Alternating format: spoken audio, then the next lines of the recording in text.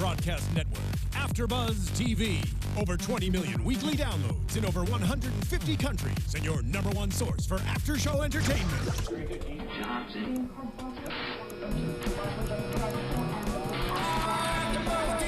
AFTERBUZZ TV, the destination for TV superfans. Producing after shows for over 300 of your favorite TV shows, interviewing celebrities and showrunners, and bringing you behind-the-scenes exclusives. All thanks to E! Entertainment's Maria Menounos, producer Kevin Undergaro, and internet leader Akamai. Now, let the buzz begin! Let's go, billionaires! It's the AFTERBUZZ TV After Show for Billions, Season 1, Episode 8, Boasts and Rails. Welcome on in. We have the full panel back for you. I am your lead host, Frank Maiorana. You can find me on Twitter and Instagram at Let's Go Frank M. I am joined by the other half of the A-plus team. Yes. It's John Blake Zimmerman. You guys can find me at Hey John Blake. And we have the Bumblebee girls here. It's, first of all, Andrea Fasano. Hey guys, you have the actual A team over here. OG.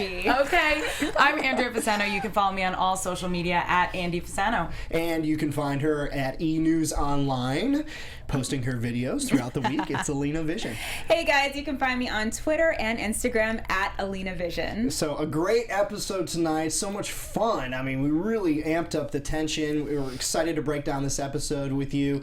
First of all, though, we like to start our episodes with our social media shout-outs. Please use that hashtag ABTV Billions out there.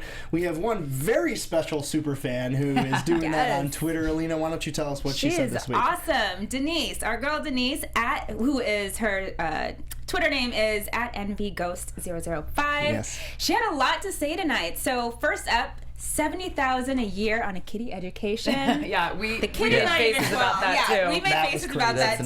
What? That's bananas, but people pay that money. Yeah, that's for nutty. sure. Another one that she had that was really good was, hold on. I just love how these guys have jobs dropping in front of them. You know? Yeah. Like, really. Good point. Yeah. $9 million. Exactly. $9 million job. offer. Yeah. Well, I love That's the line when the attorney who was offering Chuck the job said, well, you make $185 a week. Yeah, right. Yeah.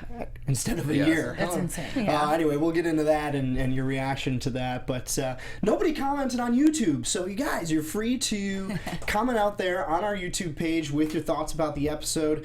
JB was very sad. He had nothing to read over this evening. Just one. But we're happy to highlight your thoughts on our show. So be sure to comment out there on our pages. So let's get into the episode breakdown, guys. The big reveal that I want to talk about first is the 9/11 revelations that we got from Bobby and the way that he acquired $785 million in a day.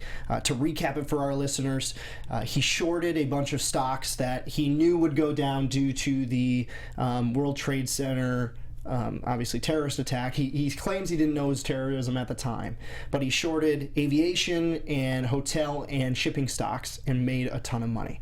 My question to you guys is, I want to hear what each of you say about this. Do you think that that's truly something unethical? Did it rub you the wrong way that he did that, JB? Well, I was happy that they revealed sort of what was behind the scenes with this, because they've been teasing us for a while. But, you know, it didn't seem as bad as I was expecting. Yeah. You know, he kind of summed it up for me when he was explaining, like, you know, I did do this. I saw an opportunity to make a bunch of money, and I took it. You know, I don't, like, unethical, maybe, but I don't think it's so bad where he would be, like, ostracized and, you know, lose everything. Yeah. Andrew, you feel the same? Yeah, well, I like that JB mentioned that because I think we were waiting for some way that we would find out that Axe was kind of involved in the terrorism of it all. Right. And I think we're all very relieved that he is not, but it does come down to the fact of it being a smart play versus ethical, and that is the theme of this show. And I think even the writers would say, yeah, that's kind of where we're going at, because we've seen it on Rhodes' side, we've seen it on Axe's side, and it's kind of like what is there, like, whose side do you choose? Do you choose being smart? Do you choose being ethical when, like you said, there's an opportunity there? Yeah. I like that he threw in so that I could give back to everybody that died, you know, the families of. He added that. Who knows if that's really where his mind was the day it happened, but you have to give credit where credit's kind of due. The guy is a businessman, and they are not always ethical, but they make money, and that's what they live for. Yeah, it's not just a job. That's literally what they live for, and he did it. And I have trouble with this. I don't think it's something I would have ever. Who's thinking of that when something so terrible happens? Axelrod. That's what's scary. Right. Do I want to be married to him? Like, there you go again. Like with Lara, that's a huge, huge point. Her brother died in it.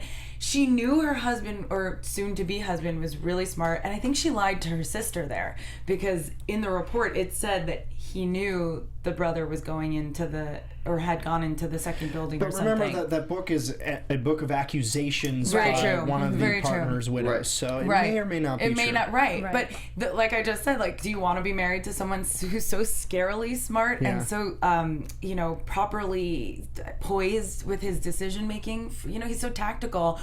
Or do you? Like, it's a weird question because it benefits lives in a lot of ways, but it also can ruin them. Alina, you feel the same way? Did it I rub you the wrong way? I just feel like the moral compasses on the show were going every Everywhere. which way tonight with all the characters.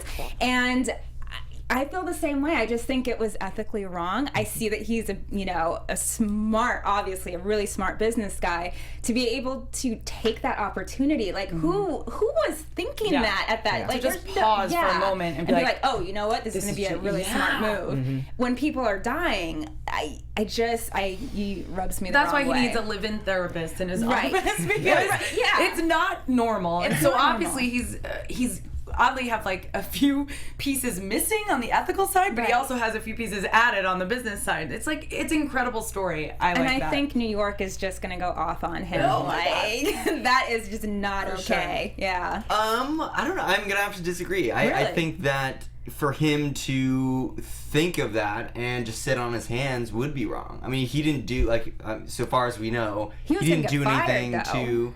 Yeah, but I mean, like, that's what the stock markets are. It's all, you know, betting sort of Right. on what's going to happen. And for him to just be like, oh, well, I know that this is going to happen and there's an opportunity here, for him to not take it just because people are, like, there's a tragedy that he had nothing to do with, again, as far as we know, I think would be dumb for him. Like, you know, just because something bad happened doesn't mean that you can't, you know, make it work for you. I mean, again, like, it's not like he was working for the terrorists, Right. But at the same time, like, you know, He took turning advantage of it into He took a huge advantage. benefiting. I don't think you should ever not take an opportunity to benefit from something. Like, again, it's a Something gray this area. negative, you It's a mean. gray area. Yeah. It's very I know, But I don't know how I feel about like, it. as long as he's not further contributing to something like that, then I think it's okay. I mean, again, you can decide for yourselves if you Right. would marry someone like that. But I don't think it's as wrong. I mean, it's not, you know, the best thing ever. Right. But, you know, I don't think he should lose his company or be hated because, like, he saw where something I was actually going. agree with you on that. I'm just bringing up the facts of it, but I actually agree with you. I don't think that he should have to lose. I think it's really interesting, and I think the way he stood up for himself was completely awesome. That he was like, it's true, it happened. I'm not writing a book about it. I'm not. That side of him, I completely respect. Right. I think we're all agreeing here that he has an emotional detachment from events, Right. even to the point of a terrorist attack, to where he just sees opportunities. I mean, shorting a stock is a bad. You're betting against a company to do well. It comes up in politics all the time. I remember coming up in the election of 2012 with Mitt Romney, how he shorted companies and you know, remade them, et cetera, et cetera. So it's never looked upon favorably, but it's a perception game, right? It's not. Like, I agree exactly with what JB was saying in that I don't think he should lose his company. Right. He saw something and made a play and made a lot of money from it. but he's going to be seen Exactly. perceptually as profiting from one of the worst events in this country's history. Perception is everything. Right. Yeah. But no, this kind of reminds me of the movie The Big Short, and we were kind of talking about that because there's a lot of similarities with this show and that movie. I think specifically with this, even more so, because they do something similar. I mean, they short the housing market. Yeah. Again, another tragedy. Like, not as many lives lost, obviously. That's but, a great point. You know, they were like, can you blame them for like seeing an opportunity? Like, everybody lost their homes, and that was horrible for in a lot of ways. You know, can you blame those people who profited so much? The only thing is, I see that more as exploiting a situation. I mean, is it the same thing? I guess? I mean, that's why I feel like it's the same. Like, what's the difference between? I think JB's making a great point in that people, like you see The Big Short, 99 Homes, if you saw that movie, came out this year. There were people who were writing bad loans, and they knew they were doing it because a bank would buy, if the guy wrote it on Friday, right? We saw that scene in The Big Short. If the guy wrote the loan on Friday, a bank would buy it by Monday, regardless of what the assets actually were. So, again, they are making very bad plays perceptually. So I think it changes the game, and I think Alina, you know, the public is going to mobilize against Bobby and change the way he's viewed now, which was what Rhodes' ultimate goal was, right? Exactly. Yeah. Yeah. All right, well, let's take a quick time out to thank you all for listening. And also, you know, one of the reasons why we're able to bring you these shows for free is because you also visit our sponsors. You support us online on YouTube, giving us a thumbs up or reviewing us on iTunes. And our sponsor this week is Blue Apron. They've been sponsoring us for the past few weeks here, and we love them. We appreciate their support. I mean, you can look for a cool gift, and it's very creative to give to someone. Imagine how happy they'd be when they got home from an exhausting day at work, and all the ingredients to a delicious, healthy dinner was right there waiting for them. I mean, we're all super busy. I'd how be down late for that, are you guys all working? That keeps giving. Right? I mean, do you get home late from work, guys? Yeah, and our hours aren't the same. They're not like 9 to 5 hours, so they're really odd, and so you don't really have time to think about it. And when I'm hungry, I'm hungry. Exactly. Like, I don't have time to be like, the grocery let's store. defrost that chicken I put in last week. Like, I don't have time to think like that. But it doesn't mean I don't want something that's healthy and nutritious and also different and new. Like, not the same thing every day, and that's what Blue Apron does. Yeah, Blue Apron is a gift that people are guaranteed to love because Blue Apron provides the ingredients and instructions how to make amazing meals for less than $10 per meal, which is great. I mean, I'm blowing $15 on lunch all the time. Yeah. So it's nice to save and you that. can't really save that all the time, whatever you get, you know? Right, you can have leftovers the next day, so big money saver here. And get this, each meal can be prepared in 40 minutes or less. Plus, Blue Apron has meals for all your dietary needs. I know we have a lot of vegans out there, and what's the Pescatarian? dinosaur one or Dinosaur. What? Paleo? paleo. That's it. The dinosaur. It's dinosaur. I think you mean the paleo period. You know? Okay. Oh my gosh. Caveman, that was awesome. maybe. Caveman, that's what you're looking for. No, I was looking for paleo. There could have been That's what I was dinosaurs. looking for. Well, yeah. I totally. The dinosaur diet sounds way more awesome. That's funny. I will totally. I'm on the dinosaur Blue diet. Apron has the dinosaur diet. They've got the paleo diet. No, I'm kidding. They don't have the dinosaur diet. I made that up. But you can cook with ingredients that you've never used before, like watermelon radishes, farro, and purple potatoes. And the recipes are between 500 to 700 calories per portion. So they're delicious and good for you. And right now you can get your first 2 meals for free at blueapron.com/podcast. That's blueapron.com/podcast. Blue Apron, a better way to cook. And noticeably absent from this week's episode was Chef Ryan. We didn't get to hear from him at all. But we had the restaurant where Lara is working, an interesting disconnect between Bobby and Lara came about between this. So the FBI is now moving in closely on her business. She found out that there's probably some illegal immigrants working in her fields, and the FBI is watching. And Bobby tells her, "Yeah, that's the FBI." Do you think he's betraying her trust there? That's he. I don't think so. I mean, they're very high-profile people as billionaires. I mean, you have to kind of expect that there is a lack of privacy that they don't get to enjoy. I don't think that I think he was trying to preserve her way of life, and he wanted her not to be freaked out, and she ended up, because she did find out some of that stuff, she ended up having to fire a lot of her staff. Yes. So I think that he wanted to prevent that stuff from happening. I mean, I don't think he ever lied about it, but I feel like there's a difference between like omitting certain information and like lying. That's kind of big thing to omit, though. Yeah. Well, yeah. I mean, I don't think he knew directly like that FBI is like totally like there. That might be a different story if he knew 100% that they were watching and he just chose not to tell her. But didn't he say that he didn't want to scare her and he knew that's who it is? Because he's the one who clarified with her it's not immigration. He was aware that like the FBI is on around. Right. I don't think he knew specifically that they were at like Laura's farm. I actually don't think it was that bad, and I'm glad you brought this point up because I have something else to say about this whole Lara restaurant scene. But I don't think it's that bad, and I'm a big like tell the truth, like let me make my own decisions or let that person make their own decisions person. However, I trust Axelrod so much, and because he's always on the ball and he always has people in his pockets everywhere, that I would trust that he would protect her.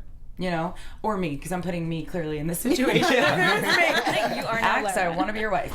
No, but you guys, how do you feel about the fact that like they bring up the restaurant scene? Like that whole conversation in the kitchen kind of did it for me, where I was like, okay, that's the whole subject. They keep teasing the restaurant, and I know, this is a couple of episodes now. Obviously, we're way into the season, but I feel like the whole...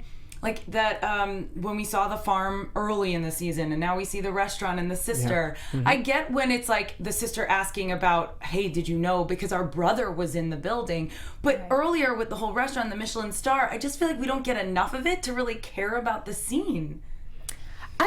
I don't know. I feel like they keep teasing it. Like something big is gonna happen. I hope with soon. The restaurant. That's kind of the gist I'm getting, and I just want to know what is it. Yeah, because I don't feel like I'm invested yet. Okay, maybe the FBI or immigration services, whatever, was gonna come in and raid it, and then that would be something big. But it's just there. I don't know if it's just to prove that like she has her own thing going too. And, maybe. Yeah. Well, her sister also is like the head chef. Yeah. So.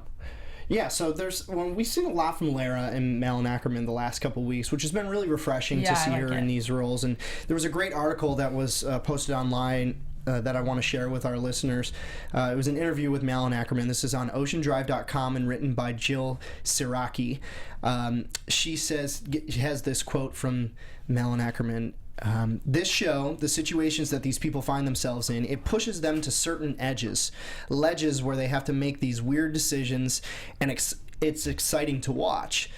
She goes on further to say, in each episode, you will be rooting for someone different, Ackerman says, and that's life, because nobody's perfect, everybody's fallible, everybody makes mistakes, everyone kind of operates from their own point of view of what their value system is and what they think is right.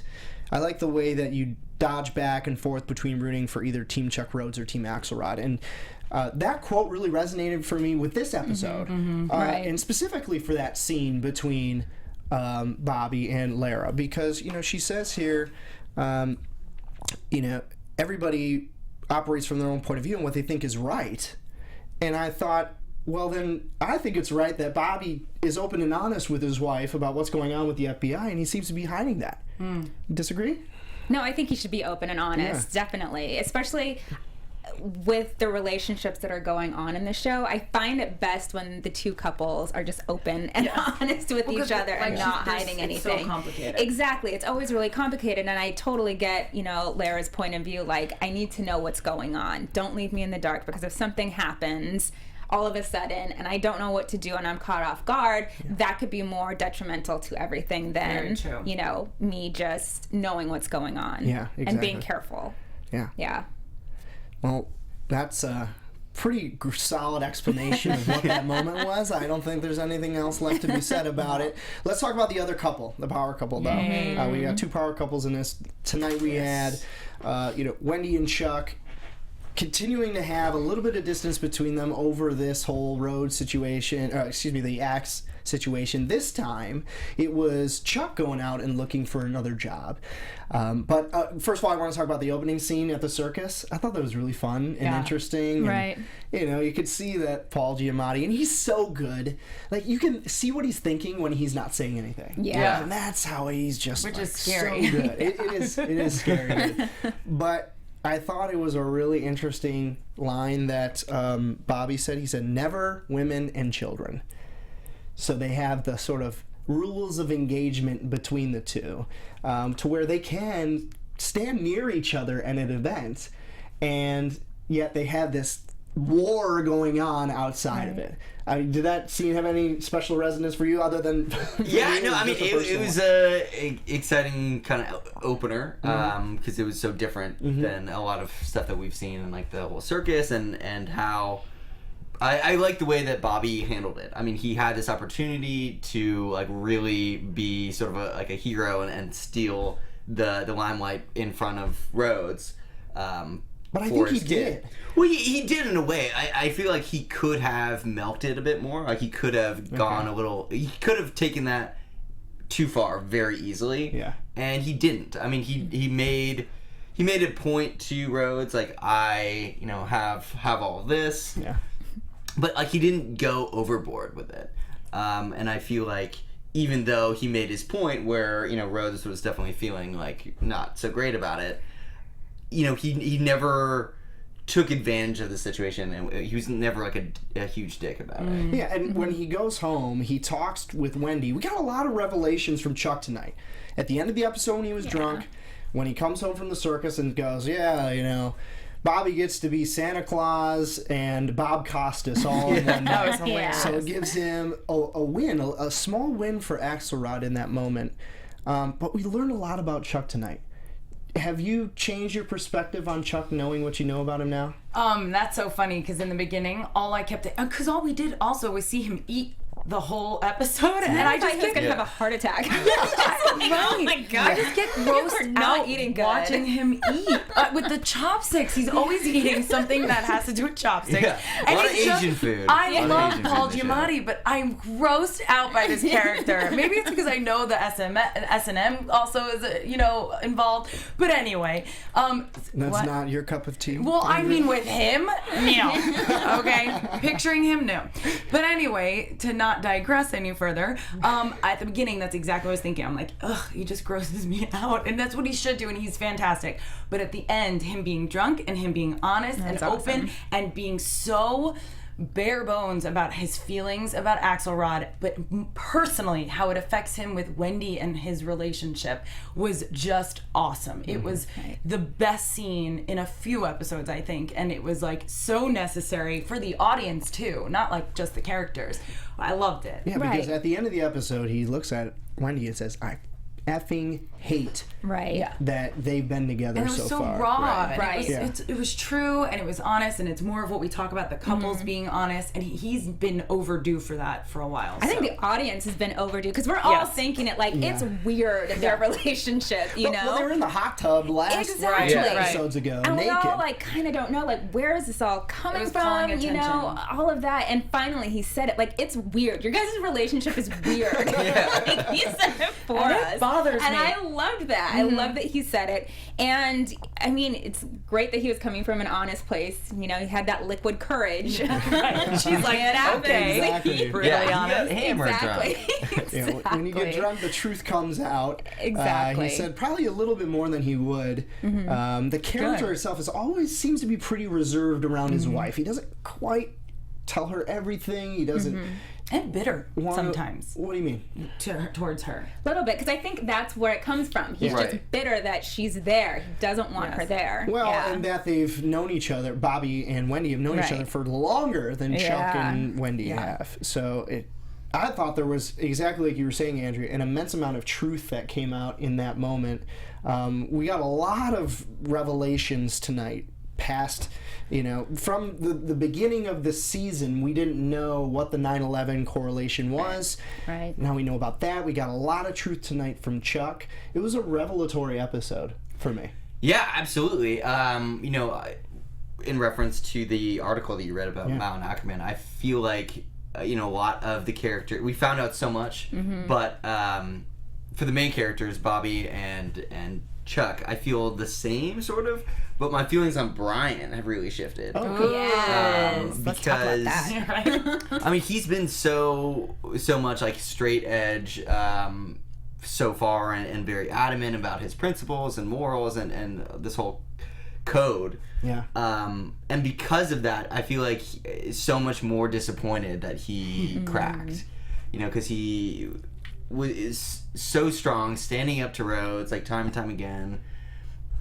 But now, like that, he was just like gave up. Yeah, But didn't he crack when he let Rhodes like still right in it? You know? Yes. Yeah, I mean that's a little bit different because Right. His boss is just like, hey, Telling him what to do. Yeah. But it's that smart versus ethical thing again. He's just trying to win. But I thought Right. the reason why he was reinforced in his moral clarity with Kate's dad, wonderfully Right. named character, by the way. His name was Frank. that joke took a Great little long actor, for everybody too. to get. But I thought the reason why he got morally reinforced for that was kind of weak. Okay, so you meet with Kate's dad and he gives you a 2-minute speech and now you're all of a sudden this different guy. And like a go-ahead Right. pat on the back. Yeah. Yeah. Like, you're right, Kate's dad. I'm going to change my ways. Yeah. And when he kind of got drawn into this debate, it just didn't feel right to me. And I thought the capitulation at the end and taking out Butch, Pouch, was kind of within his character. Did you guys feel like his switch was... It affected JB. JB thought, Yeah. Well, they ruined that guy's life for no reason. Like, he's okay. I mean, he's should got have millions money of dollars in saved. the He's got bank. some money saved, but Yeah. still, like even Chuck and Wendy, like they're very successful. She broke it down. She's like, yeah, we can live like this for 4 years, maybe right. 5 years, and then we're broke. Like Yeah. that's it. So even like it's the lifestyle too that Right. they live. He's gonna is- have to is leave very New York. expensive. Yeah. Probably Yeah. sell some assets. What's your thoughts Yeah. on Brian tonight?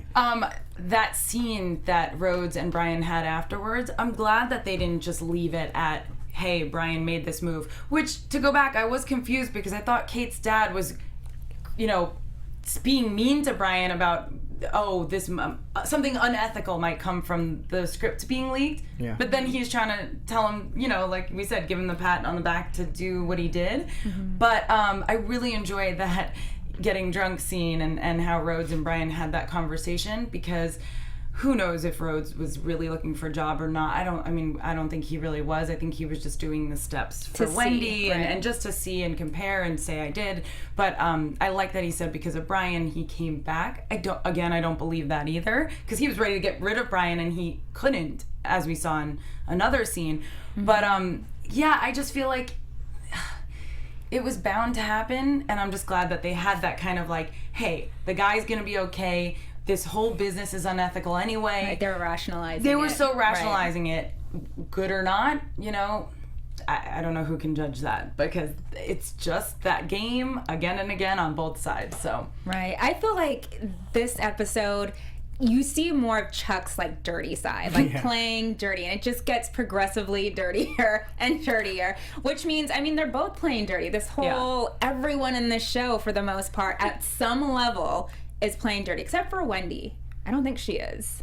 she has the capability though. But she has the because she's a capability. verbal. She's like doesn't have to say. She messes with your mind. True, but I think she's the only one who's not. Yeah. That is true, and she's She has not, no agenda. But wait, Right. That's the she's thing. not firmly in one camp or the other, Right. too. Right? She is married to Chuck, but she works at a company that she feels she was instrumental in building. So she's on both parts. So I agree with you there on that. Thoughts on the ship, which we are calling Brait, between Brian and Kate. There is a part of this where he's having dinner with the parents. Yeah. I mean, I'm surprised he went. Yeah, it's serious. Yeah. I was surprised We all he looked went. at each other Like- when that happened. I'm like, oh, okay. He went It's for getting it. like that. Yeah, he went to dinner with the parents before anything's real, but I think this love triangle between Brian, Terry, and Kate is really about to blow up. Yeah, because Terry gave Kate that look, Oh, yeah. that side eye. Like, I don't know, Yeah. Now, but if I know, Yeah. decode that for us in woman speak, what that actually means. I got an idea, but... Yeah. Well, it's funny. I noticed when she walked in, Brian was smiling at Kate. Like, Right. so she's caught him smiling at her. Now you don't know what that conversation was about, but we do. So Right. I like it. Me too. I'm over Terry. I like Kate a lot. Well, we haven't seen a lot of Terry. Well, we've seen right, a but lot I of like Kate a lot, so I'm glad she came back this. Okay. She is, and she is primed for that situation too. The way she's like sneaky and what? Was I doing that? Yeah, she's Wait, fine. Kate is? I didn't mean like that, Yeah. Dirty Frank. It's okay. It's okay, Andrew. But I think for the Rhodes camp is what I'm saying. She's primed for that job and that kind of Right. Frank. Topic switch. I thought you meant something else. No, Okay. no, not that Sure, situation. Andrew. Sure, Andrew. Okay. I'm teasing. But, there's an office intrigue relationship that's happening here, and I think the tension is truly amped up in the show this week with the revelations from the book and what's happening on Rhodes' side as well, with Brian really digging in to nail Axe in the worst way. So he's willing to trade off some other guy, Pouch, Butch, whatever you want to call him, in order to keep Donnie safe. But then at the end of the episode, Yes, the twist. we find Super out twist. that Donnie is actually being run by Bobby. Double agent. Yeah. Mind you, did Pouch even fight it? He kind of tried to fight it, but tried. not. So does that mean Bobby knew that he wasn't really dirty and that Yeah. stuff was set up too? That's exactly Yeah. right. Okay. So again, this show, I think, gives these characters a lot of prescient ability that may not be common in most people in real life, but it is a TV show, and it's more intriguing to know that these characters are all playing each other. But the question is, why is Bobby feeding this type of information to Donnie, through Donnie, to the Rhodes camp? That didn't make sense to me. I feel like it just because of control. Like there was kind of a similar situation with what they were trying to do. Rhodes setting up Brian setting up the fall guy with Pouch. Yeah. They are. It's sort of like if you show them something, like then you're not looking for it. Yeah. Right. I think it's just to stall because he's not giving anything good. It's like he's stalling their whole operation, and that's why Brian's getting so like, That's oh right. my god, Yeah, it's a game. Yeah, exactly. It's stalling. It's all a game. Yeah, well, even in the conference room scene, which we find out later, Donnie and Bobby had already known about their arrangement. But Donnie's like, I'm going to be sick, and he leaves the room. I was like, dude, you are giving it away right there. Yeah. Pretty But- elaborate plan with the whole having him followed and stuff. Yes. Yeah. Having him follow the whole thing. I think it was a lot of help from Hall, too, at the same time. But a really interesting new plot line that we have here for the rest of the season. So I actually want to move into the final segment of our show, as always, which is predictions as to what we've got coming next. So, Alina, there we go. Yeah. There's the drop. Have to have exactly the drop first.